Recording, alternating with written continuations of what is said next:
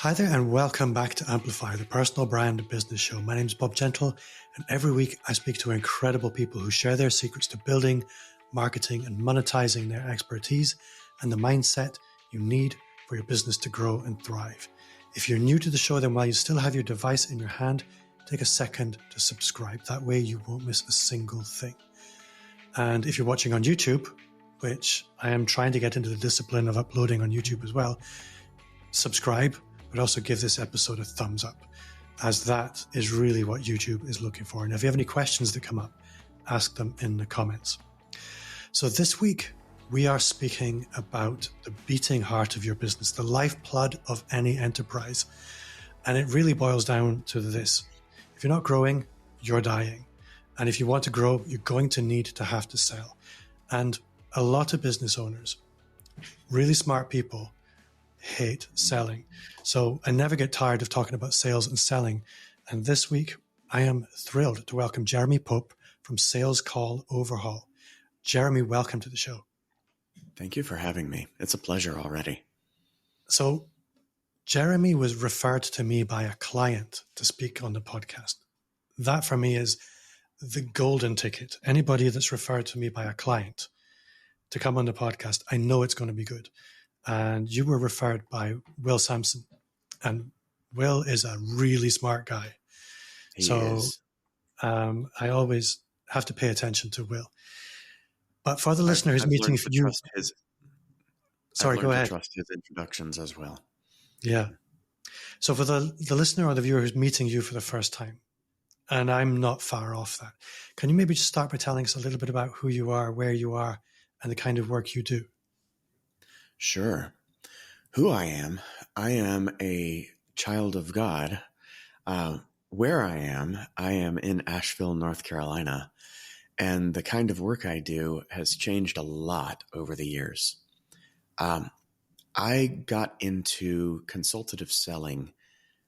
My first sales job was working for myself in college, my first year of college. Actually, my only year of college. But I was selling door-to-door to real estate attorneys.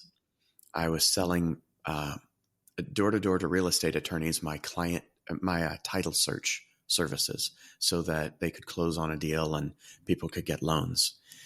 So that was my first exposure to the world of selling. I had done construction before that. I had done farm work before that, etc. But it was a new thing, and I quickly learned that a tie and a jacket were not necessary in the hot South Georgia summer, or which the hot South Georgia summer lasts about 8 months out of the year. So it was full swing every moment of every day.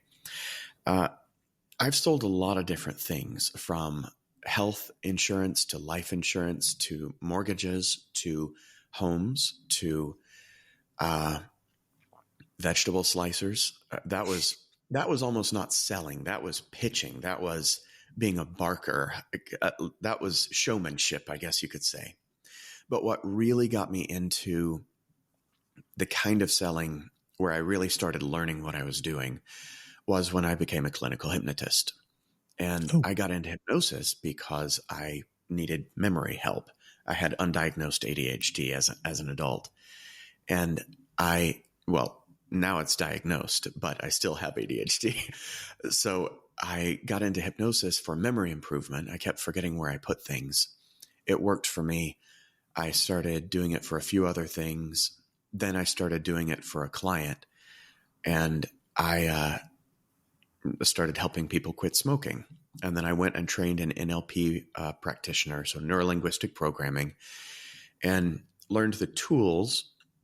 And they started trying to teach, overall mindsets and frameworks. Kind of everybody has their own theology of selling, I guess you could say, their own philosophy of the principles of selling. And I found that there was no structure like an overall NLP framework. There were tools available for use in almost any framework, but there's no cohesive framework. And so I started realizing I had to develop my own there. So I was a clinical hypnotist for 11 years, and I learned a tremendous amount about persuasion. It's my belief that about 50% of persuasion is the same, regardless of whether you call it sales, management, leadership, parenting, romance, coaching, or any other version of persuasion or influence. About Yeah. half of it, maybe more, maybe less, is the same. The principles are there.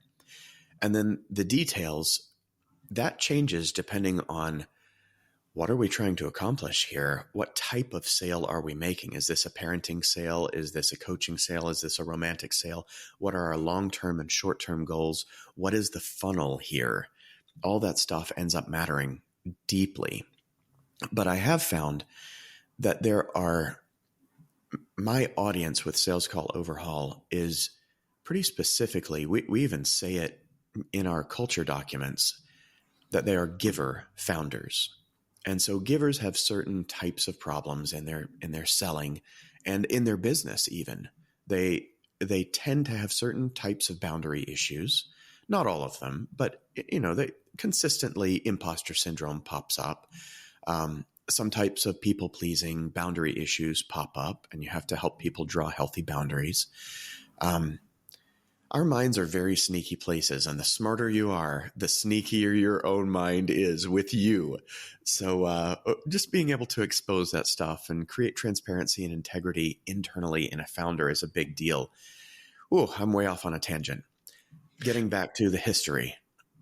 I went and worked for a company called Traffic and Funnels in 2016 as their first client success director.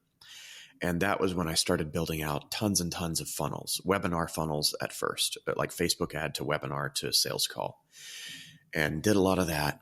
And then branched out on my own and created third-party sales teams for the same types of entrepreneurs, agencies, consultants, expert service providers, and SaaS founders. And that's still the type of folks that I work with. I call them my aces. And the only thing that's changed is what am I doing for them, and move much more into the coaching arena these days. But that's kind of what I'm up to.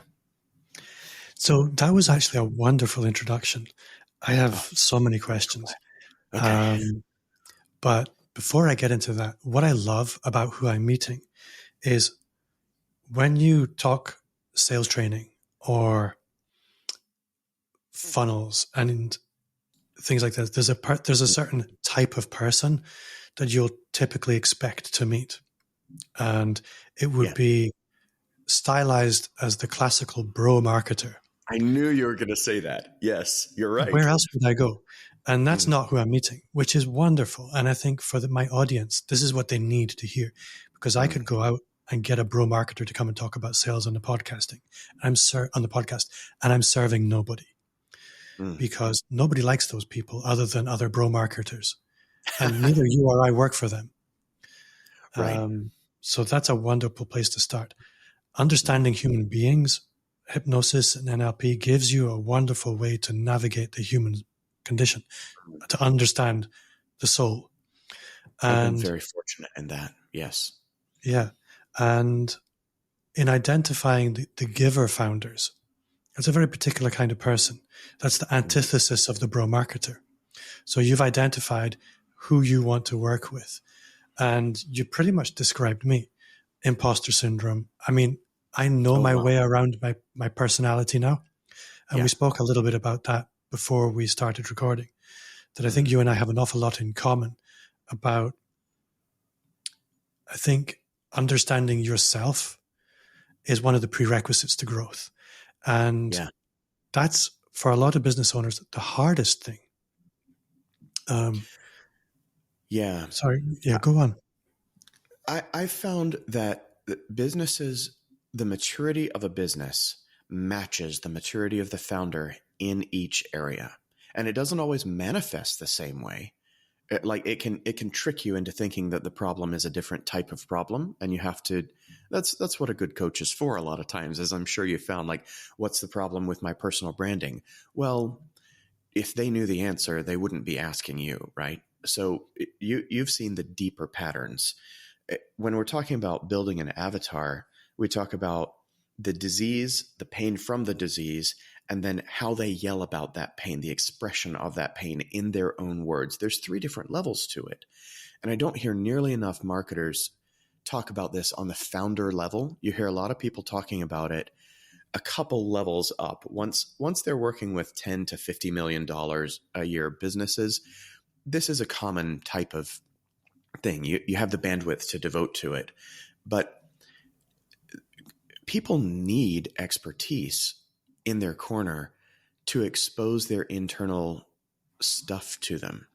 And when you have a business owner that is having a maturity crisis, that business is in crisis, guaranteed. Fish rot from the head down, as they say. And so I found, even speaking to the bro marketer issue, I found that I can find budding givers in the bro marketer space, and it's just because they don't know any better yet.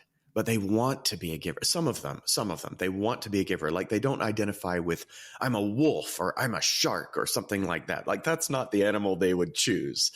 And so I found some budding givers in that field, but it's not a lot.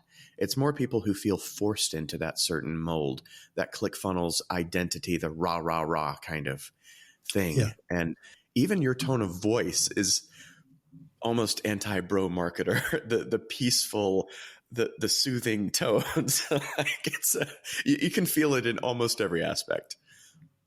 So I want to talk about mental models and that stuff maybe in a little while. I want to talk about, first of all, sales and selling, and in particular, the sales call. I think when I meet a lot of business owners, they've been almost, especially at the small stage. When I say small, it doesn't necessarily mean low revenue. It's just they don't need a high volume in order to achieve their goals. Yeah.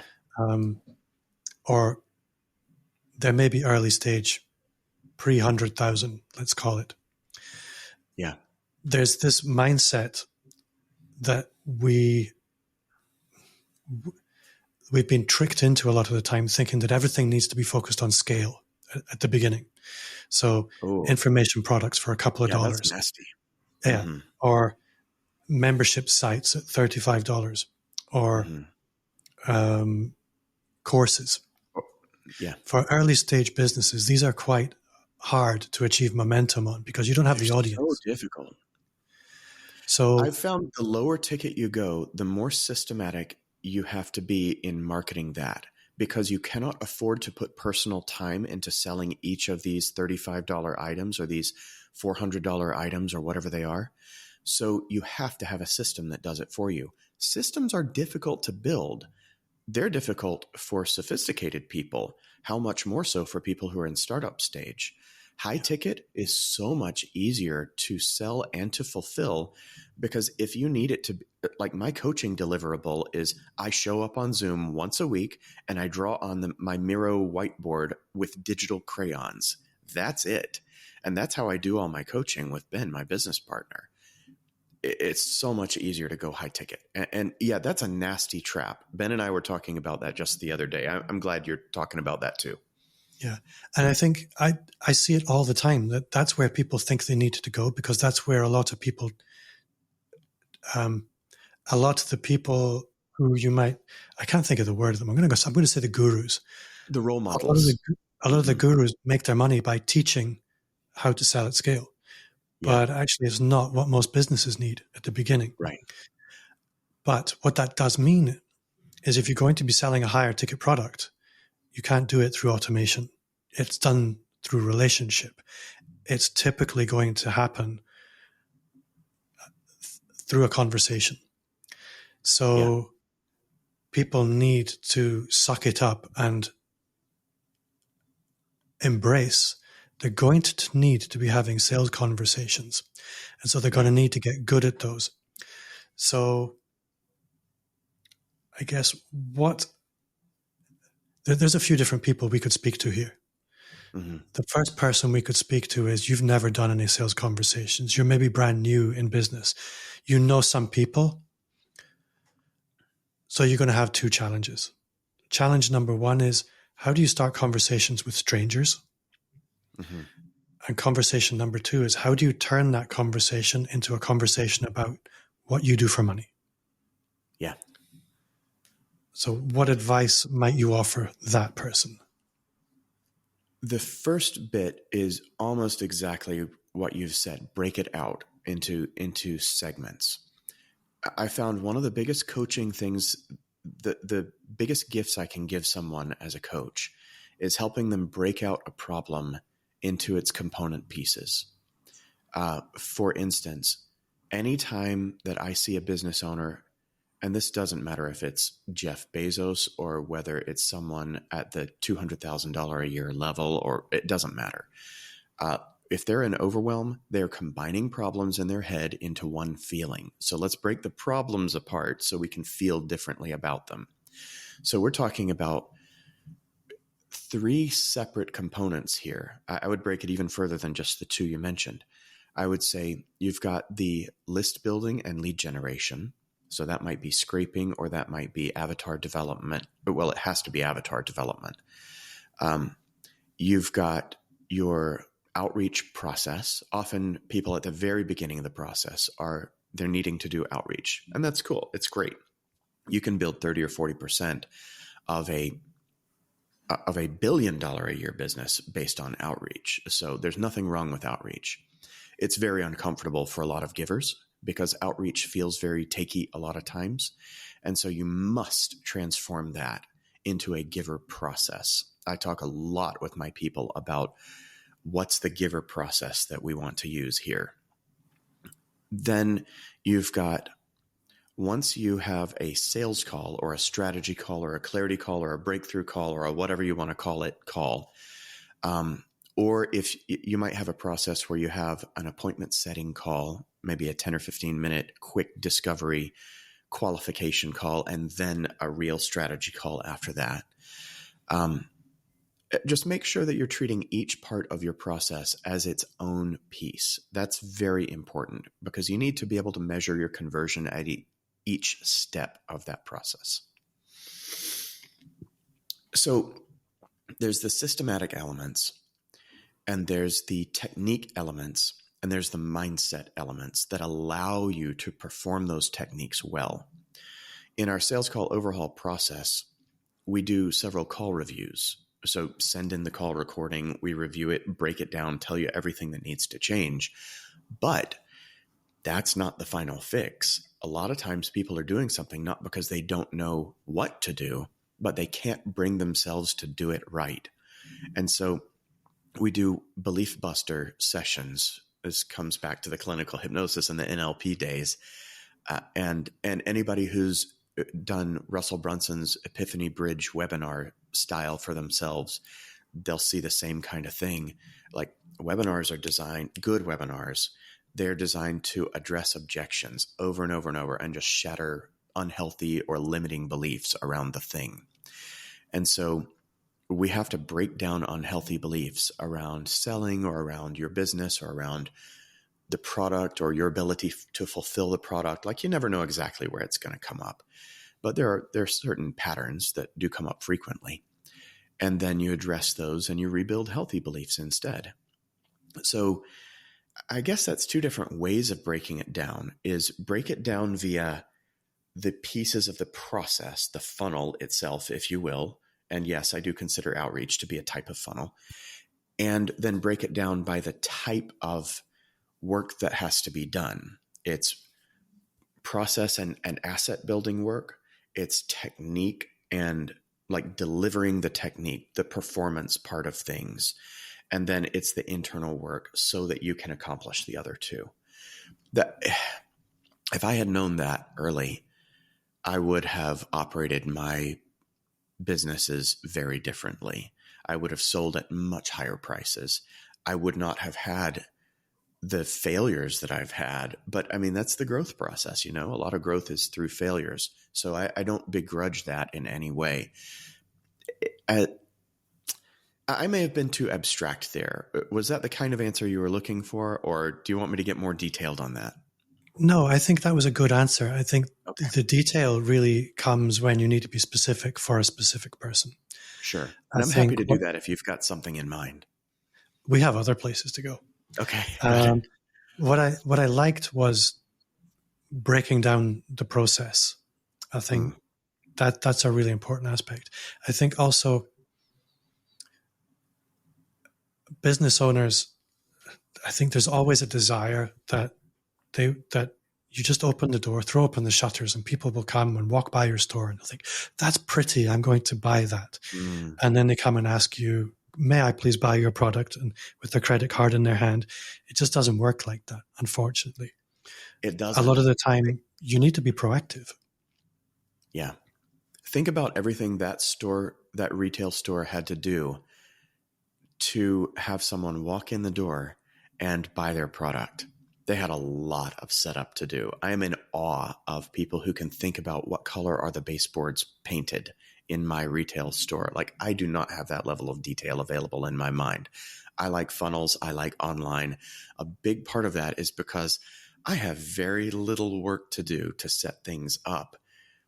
This room right here, this is the only camera ready portion of this room. This is my kitchen and living room, and I don't have to worry about any of it except for what's on camera right here. But I mean, I don't have to think about where I put my retail store because I don't have one. But that retail store owner had to put it in the right place to get traffic. That's a big deal. And we don't, until we're doing it, we don't think about the granularity of the problem solving that has to happen to really get it done. That's the difference between someone who's done it and someone who just talks about it or thinks about it. Yeah. I think kind of where I was coming from is Mm. traffic or leads, they don't happen by themselves. Right. And again, lots of people would love to think in the beginning it could be Facebook ads or people will just come through your content. Mm-hmm. I'd be interested actually to hear from you because you work with lots of business owners on the lead generation side of things as well, I'm guessing. Sure. From your perspective, an early stage solopreneur business, here's a question I ask a lot of people, and you could probably give a really good answer.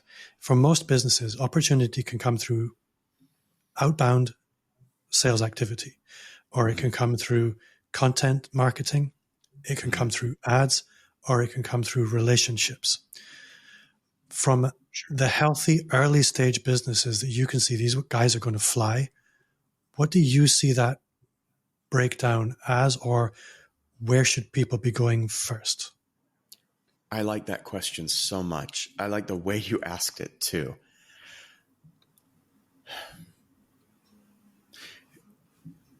The people who fly, they're heavy on outbound at first, or they are they have a leg up, they have a cheat code on funnel building, and they are well capitalized to start with. They have cash reserves.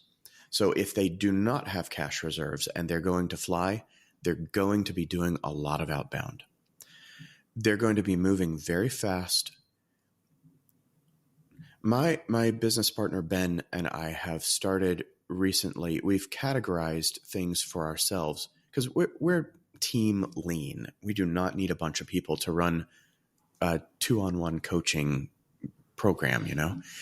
And we've divided our categories of work into run pipeline, build assets, fulfill, and then admin is number 4 priority. We literally put it physically, visually on our Miro board at the bottom of the list so that we don't get tied up in useless BS.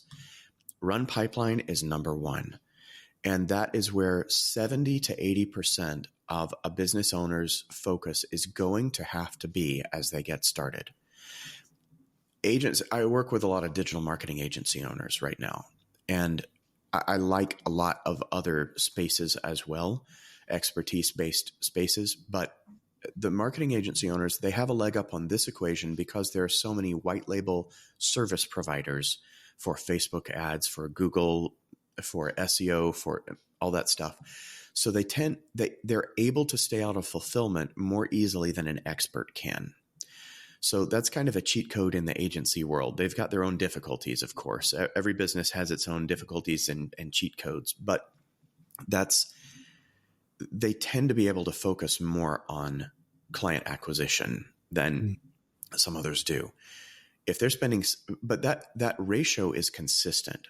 If you're spending 70 to 80% of your time on acquisition until you are, I'd say, bills paid plus 100% or plus 150%, something like that, then you're spending your time generally wisely. I teach a concept called spark time. So strategy, production. I can't share my screen in this, can I? No, sorry. Okay. I'll show it to you afterwards, or maybe we move over to Zoom and I'll show it to you then. But spark time it's a founder time management, and it's the 5 kinds of founder time: strategy, production, artistry, rejuvenation, and knowledge building. And then I break that out in subcategories, but I say, look, if you're spending less than 10% of your time in any of these as a business owner, you're out of balance. And it's okay to be a little bit out of balance on client acquisition at first, but not for a very long time. You need to get to that bills paid plus 150% revenue. So 250% of the revenue that pays the bills, including taxes. That's the number I'm talking about there. But once you get to that point, you shouldn't be spending more than 60% of your time on any one of those 5 areas. And the way that you break out, should you be outbound, should you be inbound, whether that's a referral network. I'd say referrals is a hybrid. That's a hybrid of outbound and inbound. You're reaching out to your referral partners and they're having people reach into you. So that's the only one where I wouldn't say it's clearly in a category. You can make it work with any of these, with content, with inbound ads, with referral strategies, or with just cold outreach. And a lot of it goes to the zone of genius that is for you and the speed at which you need to move. If you've got deadlines, you're going to be out of your zone of genius sometimes. That's okay. Do the unsexy, the ditch digging, the hard, sweaty, uncomfortable, backbreaking work for a little while, but then stop as soon as you can. Maybe that's too broad of an answer. I don't know. No, it really wasn't. I think what I really hoped to hear was exactly what you said, because I think a lot of business owners kind of wish that the sales would just take care of themselves. And a lot of the time, business owners can build their business because they're really nice people. People do refer to them. They are fairly well known in their communities or their networks. And so being half-hearted with a bit of marketing, it can work. And that leads you into the false sense of security that I'm a bit of a Ron Burgundy. I'm kind of a big deal. People will just come and not realize that if they just put a little bit of time being uncomfortable and being proactive in their outbound activities, building some systems and some processes around that, the magic can really start to happen.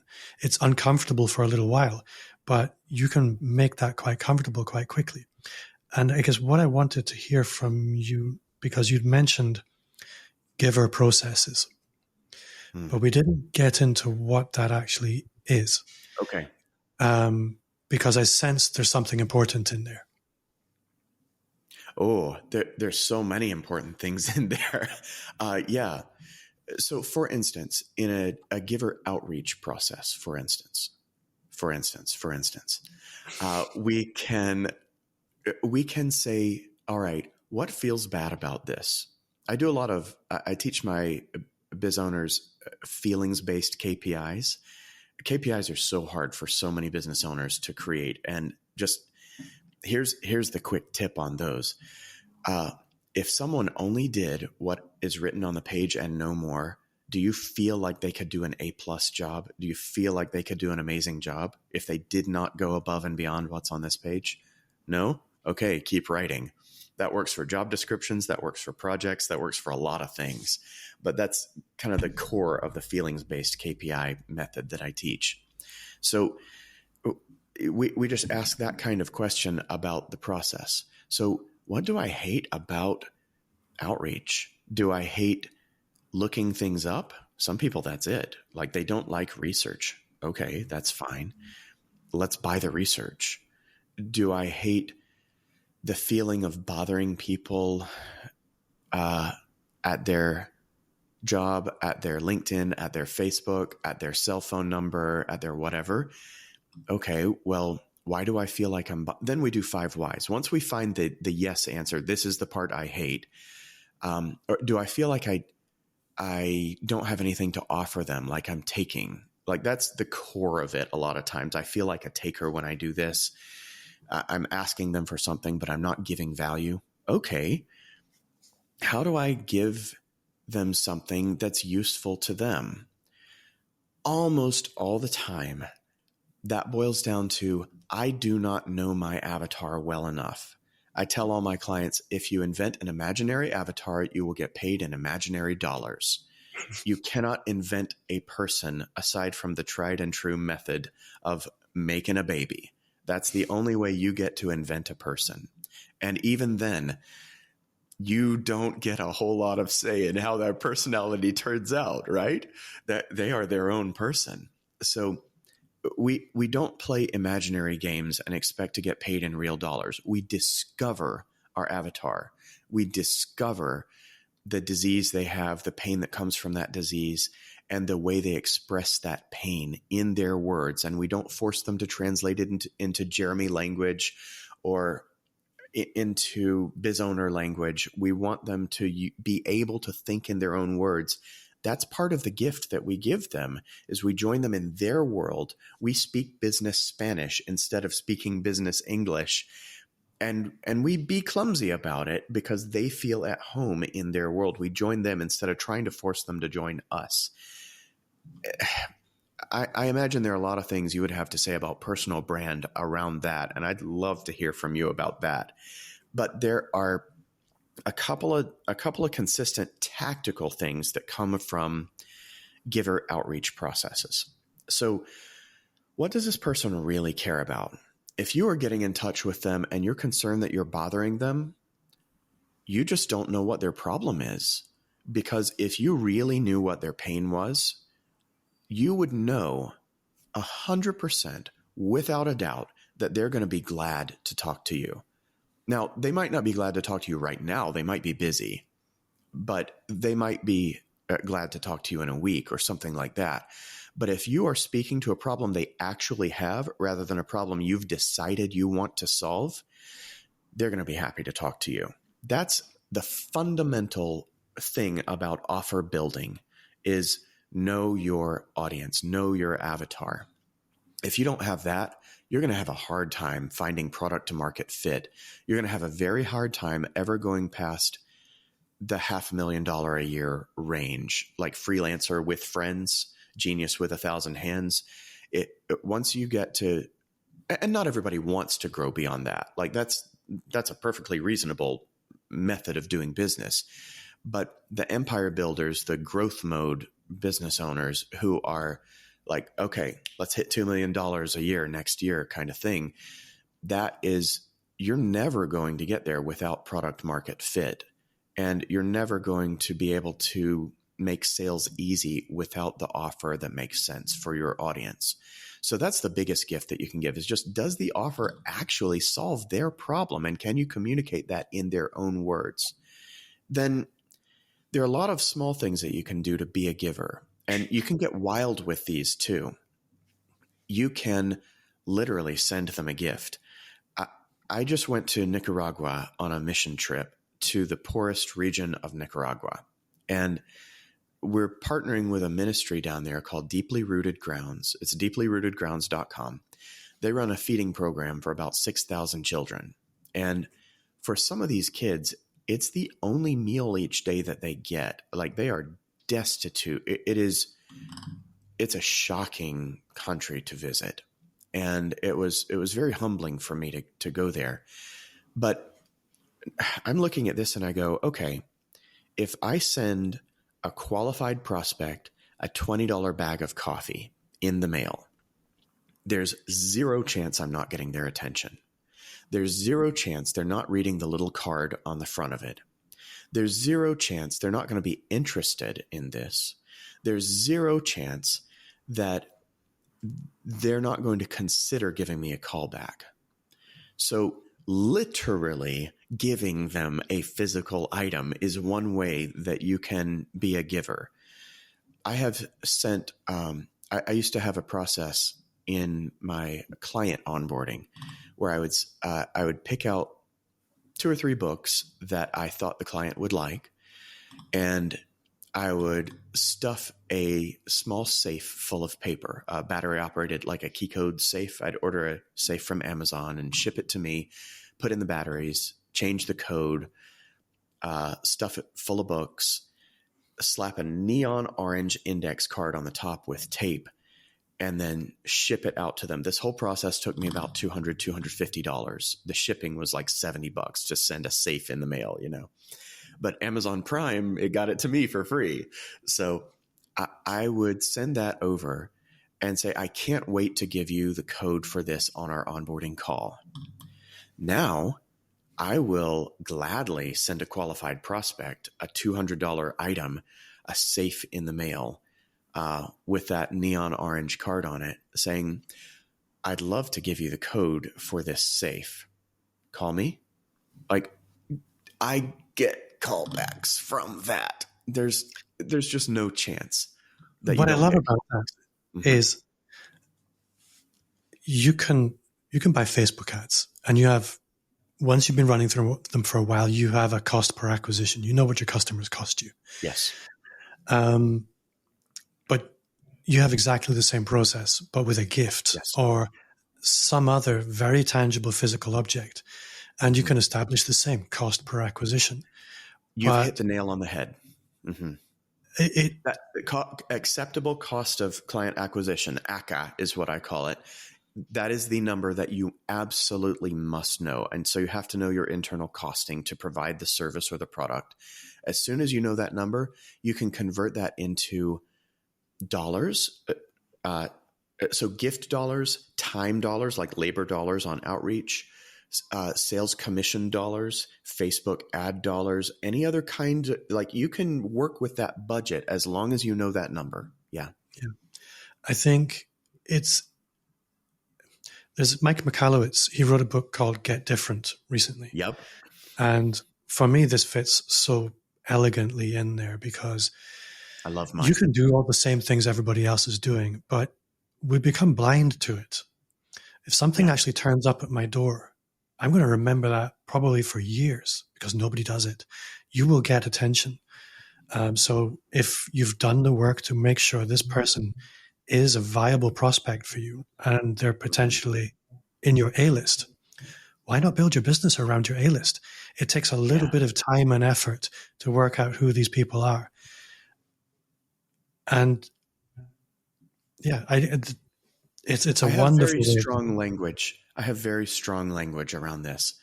If you do not work very hard to figure out who your Dream 100 are, you are a fool. You are being a fool. And I don't use that word lightly. This is you must know, if you cannot put a name to your ideal client, you probably haven't gone far enough yet. If you can't say, it's Gary, it's definitely Gary. Gary is my ideal client and Elizabeth isn't, and here's why and why not. Like, that's the level that you need to be at. You know what's really interesting is I'm imagining how I might do this. And it's something that I recognize in myself, but I see it in others as well. It's not what happens if it doesn't work. It's what actually happens if it works. What happens if I suddenly have these conversations with people that intimidate me? I'm scared to sell. I'm going to have to deliver my product now. What happens is a big success? Mm-hmm. And actually that self-sabotaging starts to creep in as well. But for the Yes. listener, you mentioned the safe. I have done this myself. Oh, You nice. could have this for some of your clients Okay. in agency land, but I used to run what was essentially a digital marketing agency. And when I Mm-hmm. saw a company that I wanted to work with, and I knew they had a fairly crappy website, I would have one of my designers design a homepage for them. Mm-hmm. And I would then have that printed out. So it was about 4 feet high and about one and a half Yes. feet wide.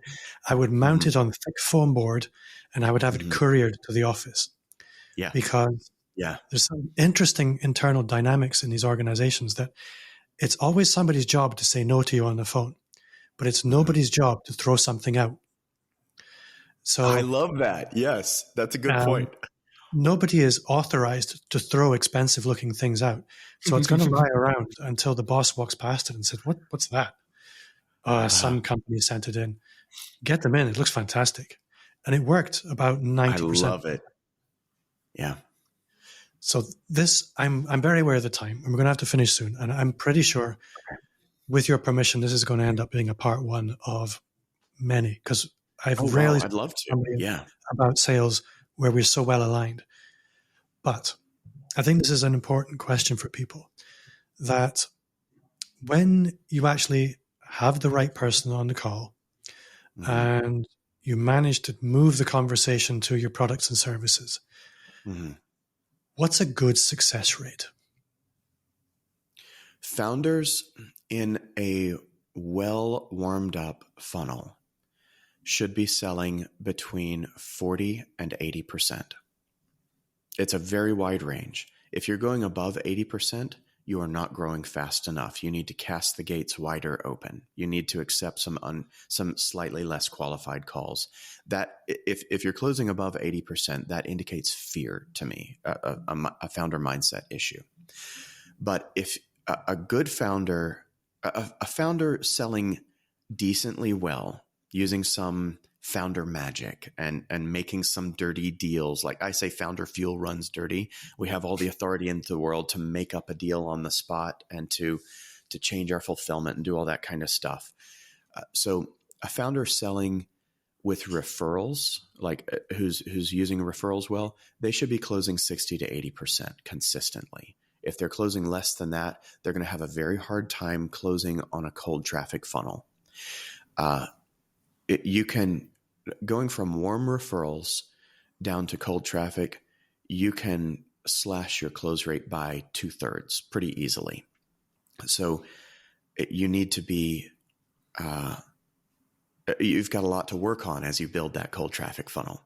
Yeah. So, but a founder on a cold traffic funnel, if you're starting in that 20% range and getting up to about the, 40 to 60%, you're going to be fine with that. 40 to 60% is what I look for founder. Once the founder can do that, as long as you are growing, as long as you're truly in growth mode and hiring, I use the word scaling very gingerly, because scaling to me is different than growth. Scaling is the inflection point where you can grow faster and faster and faster. It's a curve. It's not a straight line. So I think that word gets overused, but if you're hitting the point of scaling rather than growth, then you definitely need to be closing in that 40 to 60% range so that you can hire a salesperson, because they're going to take a hit on their close. They don't have the same authority to make a deal as you have, or to know what's in the package. They don't have the same knowledge. The founder has an intimate cell by cell feeling of what's happening in the business. This is very consistent. This happens with farmers, with insurance agents, with Elon Musk. I mean, it doesn't matter. They have a better picture and visceral sense of what's happening in the business than anyone else does. Maybe not CEO, but founder CEO always does. And you cannot transfer that feel for some reason. So don't expect it to transfer. Just expect to take a hit on close ratio when you're putting salespeople in.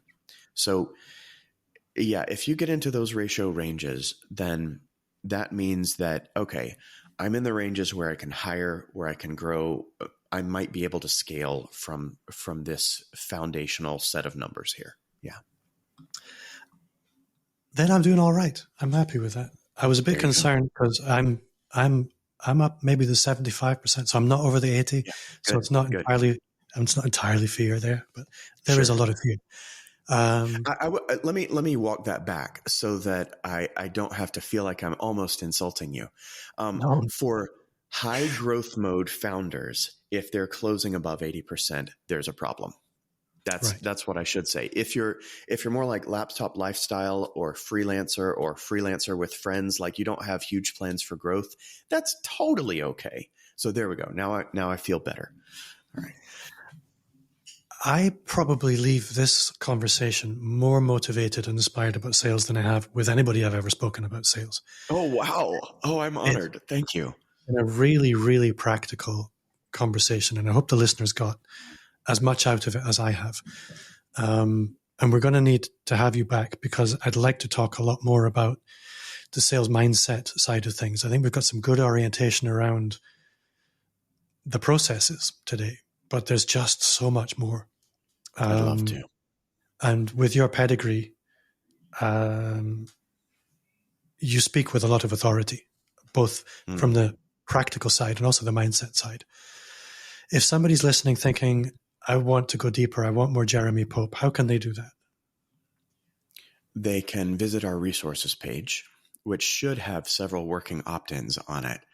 salescalloverhaul.com/resources. And I must always remember my final question. What's one thing you do now that you wish you'd started 5 years ago?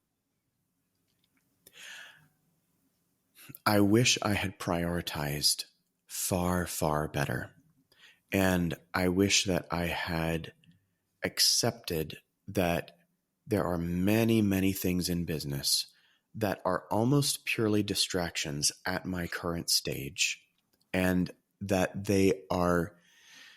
I wish I'd accepted that fear is a much more powerful and sneaky, ambushy kind of motivator than I admitted way back then, because I would have been able to expose it to myself and move the needle on only the big things much more frequently, much more powerfully, much more effectively.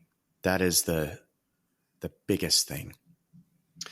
That's a really, really good answer. Jeremy, thank you so much for your time today. You have been an awesome guest. If you're still listening, then don't forget you can subscribe to this podcast, and I would warmly encourage you to do that. If you have enjoyed this episode, then you will love the Personal Brand Business Roadmap. It's 50 pages of everything you will need to start, fix, or just start, scale, or fix your expert business.